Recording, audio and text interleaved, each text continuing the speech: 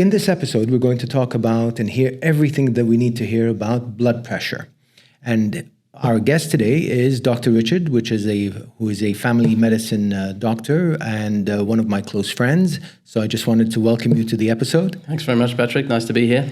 Thank you. So, Richard, before we get started, just so our viewers know, so could you give us a little bit of an idea about your experience, your background in medicine, and of course, how you got to know so much about blood pressure? Sure. So I'm a UK-trained family medicine consultant. I've got 10 years of experience in the UK and then 10 years in the UAE. And basically, within family medicine, blood pressure is one of our bread and butter type of disorders that we have to deal with day in, day out. All right. Fantastic. So let me ask you, right off the bat, I'd like to know, I'm on blood pressure meds and my blood pressure meds seem to be okay. But what is a good range for people, right? So when I first started, I came in to see a doctor and I was 140 over, I think, 100 or 105 before my wife actually pushed me out the door and into a cab and to the doctor. So, I know that that's high, but what's a low, medium, decent range? Like, what do the numbers mean? I mean, basically, I think we have to start at the basics with what the numbers mean. And when you take your blood pressure, you get the two numbers. So we won't go into how you take your blood pressure at the moment, but basically you get those two numbers. You get the larger number on the top and the lower number on the bottom. And the larger number on the top is the pressure in your body as your heart beats.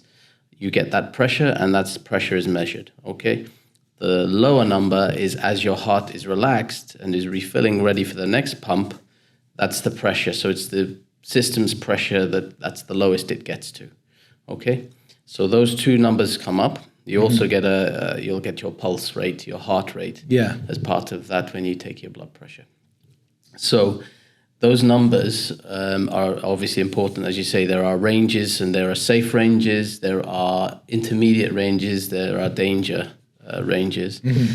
It varies from person to person what those are because, and also from different sexes. So females often have a lower normal blood pressure than males. But basically in the medical community, really the understanding is that about 135, the upper number, over around 70, 75, this is the healthy range, okay? As I say, it depends on from person to person, and also if you have any underlying other problems like diabetes or cholesterol or anything like that, often those are even tighter to get to a lower level because you have added risk factors for blood pressure. So, in my case, for example, I'm on blood pressure meds, and I've been told all my life that I have to do certain types of lifestyle changes. Now, perhaps for me, I'm a little bit more knowledgeable of it because of LU Health, but for some of our viewers, they may not know this. Is it this or that, or is it, a combination of both? I think they've got to go hand in hand, basically. When you are first diagnosed with blood pressure problems, often it's an easy option just to look at the meds and take the meds. You've spoken to my wife then. So, because lifestyle changes are difficult, they're not easy to do. We all get into our habits and our set ways, and we don't like to change these things. But they are equally as important as medication, and even sometimes can take the place of medication in the right circumstances and under the right monitoring. So lifestyle changes are really important. Obviously, medication, if you need it, you need it, and it can be life-saving medication because blood pressure has all sorts of dangers if you have high blood pressure. Hidden dangers often, they call it the silent killer, no? Silent killer, because it doesn't really cause any symptoms a lot of the times until it's too late. It's caused damage over a long period of time. So thank you. What are some of the symptoms? For me, I remember not so long ago, because I'm still on the meds, but I'd wake up with what I thought would be a headache, right? So I think that's one of them. But are there other symptoms, or is it kind of, you just have to check it? Yeah, I mean, some people can be very sensitive to their blood pressure and have symptoms right off the bat. Others, they can go on for years and years with high blood pressure and not know a thing. So yeah, the symptoms can be things like headaches, visual problems, sometimes having even fatigue can be a soft sign. That was another one for me, blood actually, pressure. fatigue, for Yeah. sure. Yeah. Are there any symptoms to, I mean, we talk about high blood pressure, so that's a problem. Is low blood pressure a problem? Well, the flip side, it can be a problem. It's safer in a lot of circumstances, but if it gets too low, you then get dizzy, you can fall over, hit your head, and that's when, sometimes you can be over-treated for blood pressure. So you had high blood pressure, you were put on treatment, things improved, you really got your lifestyle changes sorted, but you're still taking the same dose of medication, and suddenly your blood pressure is dipping. Too low, then you can actually that actually happened as well, because I remember I was on a very high dose when I first started, but then as I started to lose weight, which we'll get into, some of the perhaps self-care that we can start to undertake. But I remember a point in time, I went to see my cardiologist, and he told me your dose is too high now. Yeah. Right, and he cut it in half, and then in half again after that.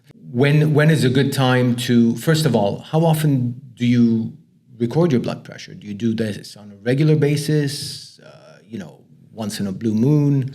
In my case, I don't want to know what it is. So as long as I don't know what it is, I don't do it. But I've been taught that that's not a good idea. So don't follow me, guys. No, I mean, obviously, some people avoid taking their blood pressure because of that reason. They don't want to see it too high. Some people get very anxious and nervous when they have their blood pressure, and it automatically puts a false blood pressure reading. So you get a high reading. So you have to be relaxed. You have to try and be relaxed when you do it. It's best to have rested and not been moving around too much for about 5 minutes before you take it. But I would say if you are not controlled in your blood pressure, i.e., any of the medication or lifestyle changes you're doing, you're still having high levels, you do need to monitor it more often than when it's nice and stable and controlled, because then you're out of the danger zone. So is once a day a good thing, or is like 3 times a day, or is it 6 times a week? Because I remember we had seen some research out there. I think it was the American Heart Association, that they said that if you monitor it a minimum of 6 times a week, then you can reduce the chances of a cardiac episode by 50%, which for us, for myself, our viewers, I think that's very important, because that means no heart attacks. I mean, that's kind of where it will lead to. Yeah, absolutely. I mean, I think the point is knowledge is power, because if you don't know about it, if you're not checking these things, then you cannot observe them and therefore do something about them. So regularly checking your blood pressure, 6 times a week was in the study. That was what the cutoff they said. But I would say, most days, if you're having a blood pressure problem, you should check your blood pressure most days, but alternate and mix it up on the times of day and things like that, so you get a good average, and make sure you record these down, which is really important. Recording it is very important. So what happens when you see patients, how do they record it? Do they come in with an app? Do they come in with sheets and reams of paper?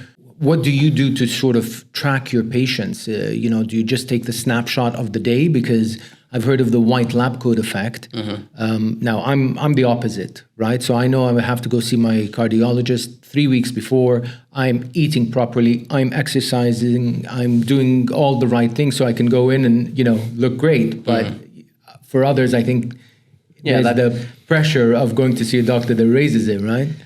I mean, when you go and see a doctor and you have your blood pressure done in the clinic or whatever, it's a snapshot. It's right at that moment in time. And as you say, either for your case, you've really worked on your stuff the few days, so I've gamed the system, so you can get a gold star from the doctor. Sure. Or you can, and a lollipop. or if you haven't and you get anxious when you go see the doctor, you have this what they call the white coat effect. And basically white coat hypertension, they call it.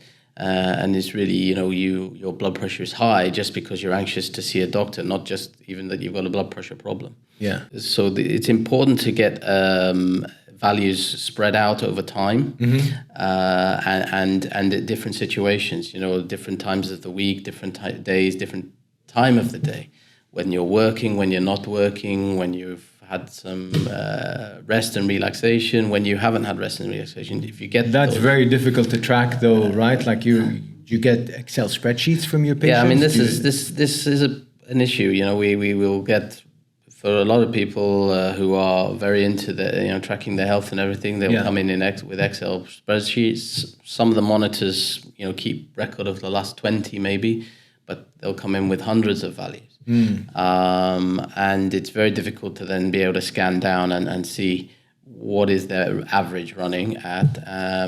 And so, really, there are some apps out there that we can use to do that. Some are just blood pressure focused, some are multi-factorial for health.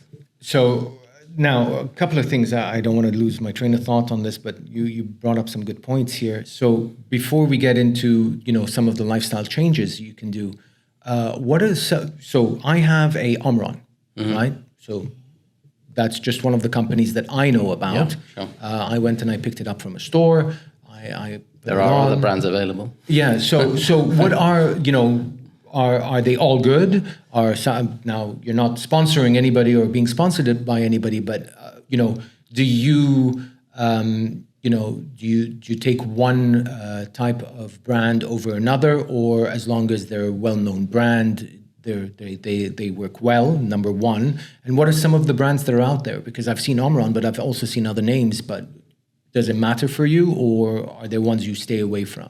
Well, I think it's hard to say the ones that I don't trust as much. I think it's easier to say the ones that I've used and the ones that I've got experience with, and they're mainly the ones that the hospitals and clinics will fit out their clinics with, and they're obviously tried and tested. They're big companies. They have a lot of data to show that they are very accurate, or as accurate as you can be. Right. So Omron is a big one. Welsh and Allen is another one. Philips is another. So there are many, but these are the ones that I've mainly used in these situations.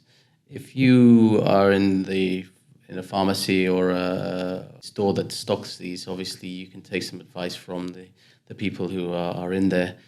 They should be directing you to the most reliable brand. Fantastic. So what's better? I take everything from my arm, but I've seen some wrist ones as well, right? So does it matter where you take your, I guess you don't do it on your leg. Well, it can be done on the leg in the right situation. Awesome. Sometimes tried to make a joke and it fell flat on my face. Great, thank you. But this is more mainly hospital based. If it's needed, you can take a blood pressure from any limb really. I mean, basically, the arm cuff is the one that's well known, and it's the easiest to use as far as if you have someone helping you. Although there are some that become easier to use on your own. The wrist one is probably less accurate, and the reason for that is the vessels are smaller. So as your blood vessels are getting smaller, I think getting the readings correct are a bit more of an issue. Using the cuff here, you've got your large vessels here, which basically get squeezed, and as the pressure comes off, it senses when the actual blood is starting to flow, and that it calculates the pressure. Okay, so which is good to know, because that's one of the machines that I have, and I wanted to stay away from wrist, but more to do with the fact that I have an old blood pressure machine, but I refuse to change it for one with a Bluetooth enabled and all of that, just because I figure if it does the job. So as long as it's, let's say, preference number one is arm, preference number two is wrist, would that be fair to say? Yeah, sure. Okay, so now we get to the other part of it, which is what are some of the lifestyle changes that we can do, right? So I talked about, for example, I've lost weight, but as much weight as I've lost, my blood pressure has not gone down that much that I can get off my meds. So, is that a hereditary thing, or is there other things that I can do over and above? It's multifactorial, the treatment of blood pressure. You can't just treat it with one thing. Medication alone it can obviously drop your blood pressure, but if you're not going to change your lifestyle, you're going to end up just upping the doses, which leads to things like side effects and other problems and knock-on effects really on your body system.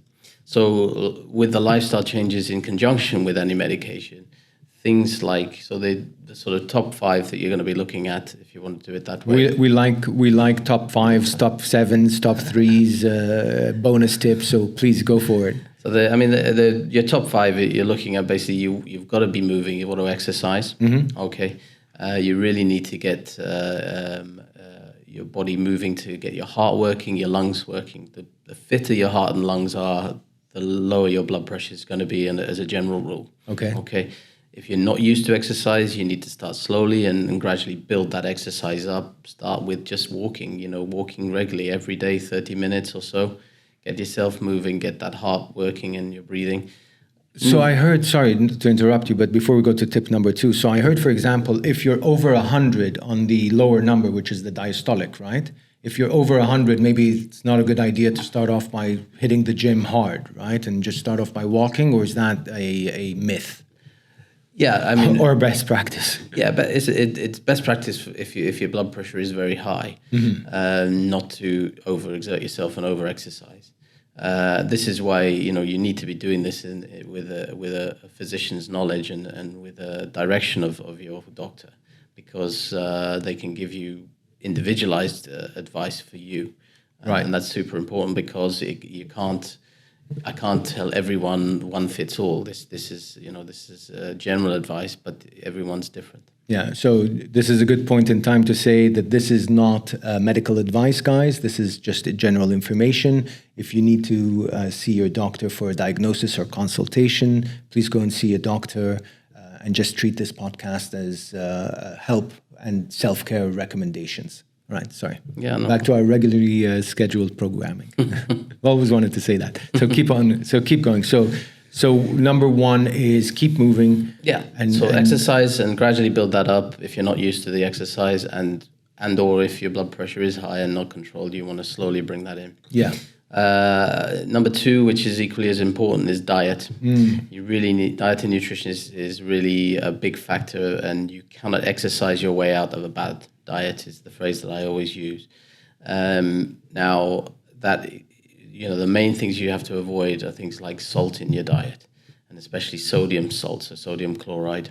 Now that's the cheap typical table salt that you get. It's the salt that's added to a lot of cheap processed foods, junk foods, all of these kind of things, because it gives immediate flavor and it's cheap.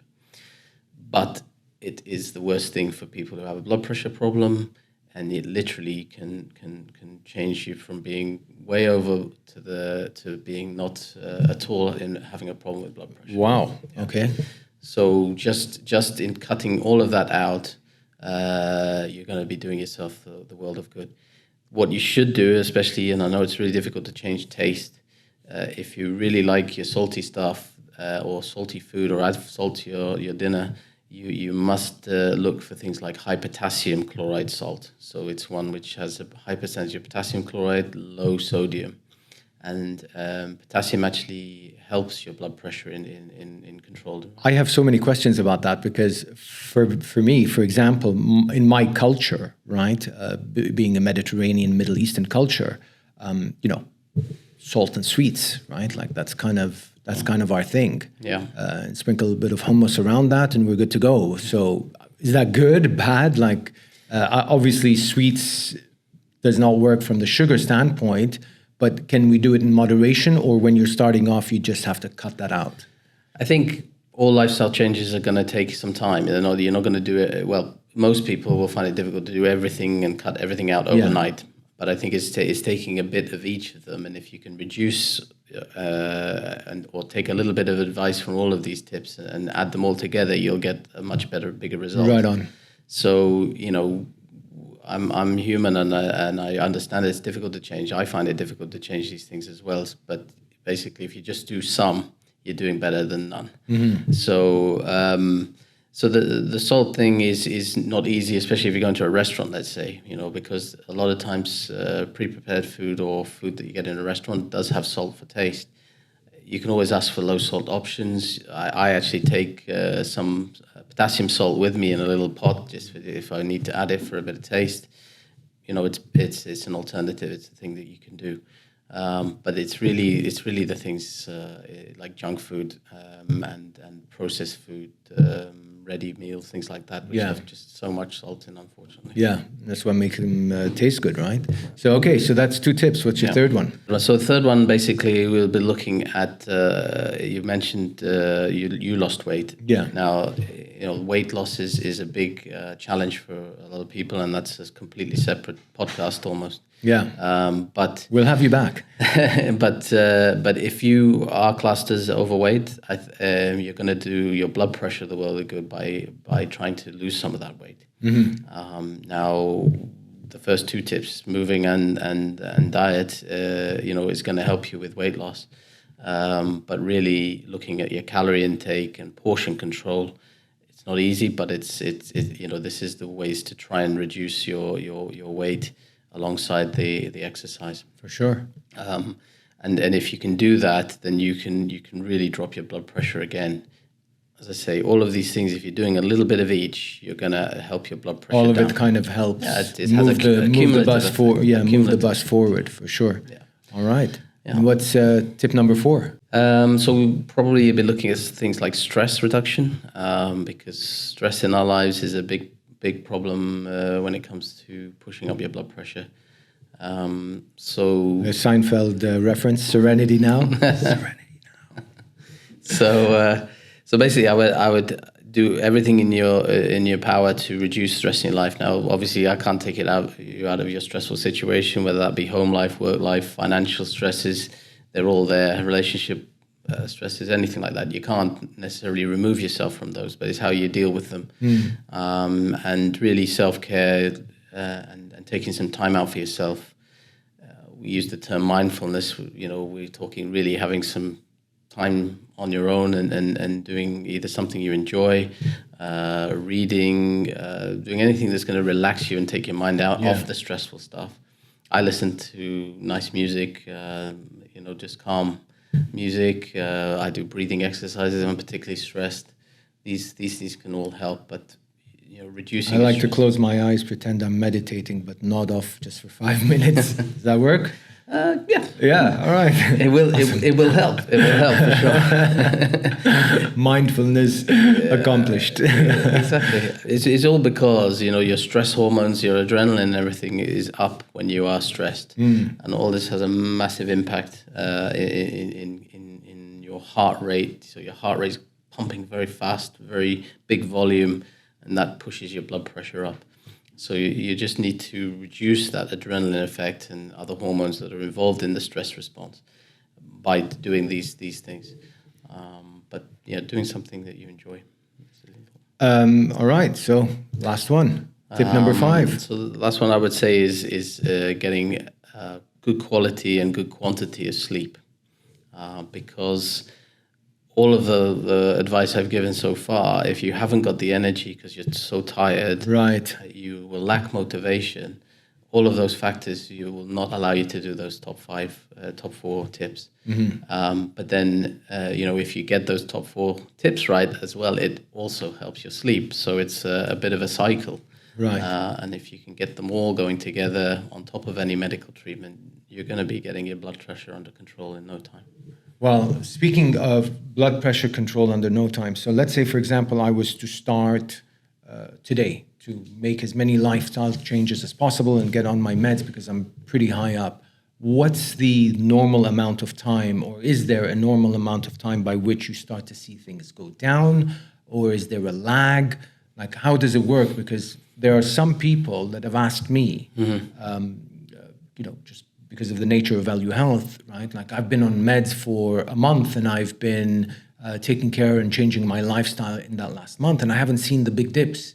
Is that normal, abnormal, or is it, just part of the process? Does it take time to move blood pressure upwards, and does it take time to bring it down? Like, how does it work exactly? I think, again, you can't individualize it because everyone's going to be different on this. Yeah. But as a rule, you can change your blood pressure very quickly. If you were to put into action all of these things at once, you can change it within a few days. Literally that fast. Wow. But sustaining it. This is the other problem. If you are that dramatic with your lifestyle changes, sometimes people say, right, I'm stopping this, that, the other, I'm going to increase my exercise, everything like that. It's about sustainability. So sometimes it's better to do slightly less changes, i.e. less drastic changes. And that will take a little bit longer to actually get your blood pressure down. But be consistent about it throughout, because, right? So because you'll be consistent and it's manageable. It's something that you can then continue. It's not the up and down of stop and go and stop and go. Because I think one of the biggest issues that I've had in terms of managing and maintaining my blood pressure is the motivation of managing and maintaining my blood pressure, right? Like as soon as I see that my blood pressure has gone down, to me, that's an invitation to kind of slack off a little bit, right? And then it goes back up and I have to go right back onto things. And, it's, for some people, myself included, it's kind of an all or nothing. But what I'm hearing from you is do less of that and a little bit more steady as she goes. Yeah, I think so. Obviously, if your blood pressure is very out of control, then, my advice is to do as much as you can, as quickly as you can. Sure. But it is the sustainability of it all. I know how difficult it is to change these things and to keep them going, to sustain them. So yeah, I think take a little bit of each of these tips, and if you can just do a quarter of what I've said for each of those, then you're going to be getting somewhere. Fantastic. So just so that we can dock the boat, if there's a way to summarize our discussion, how would you summarize it for someone who's just, jumping in now and missed all of this good stuff before and just wants to hear, the Cole's notes of it? I mean, basically, blood pressure is not one fits all treatment. You have to take it all in combination. Yeah. Lifestyle changes are important as medication. Taking your medication correctly is as important as the lifestyle changes, but doing it all under supervision of your doctor is crucial. But if you do all of those things, the medication and the lifestyle changes, you're going to lessen your need for medication for a start. Or at least the dosage, right? Like the dosage will go down. You might always be on meds as I am, but I can definitely tell you my dosage has gone down. Dosage would definitely change, but some patients have been able to come off that medication under my supervision because they have done so well in all the other areas, and then you monitor it after that because you could need it back in the future. Fantastic. So thank you very much for agreeing to do this inaugural podcast. And if you'll come back, we've got some other questions and other topics if you're all right with that. I'll be delighted. All right. Bye, guys.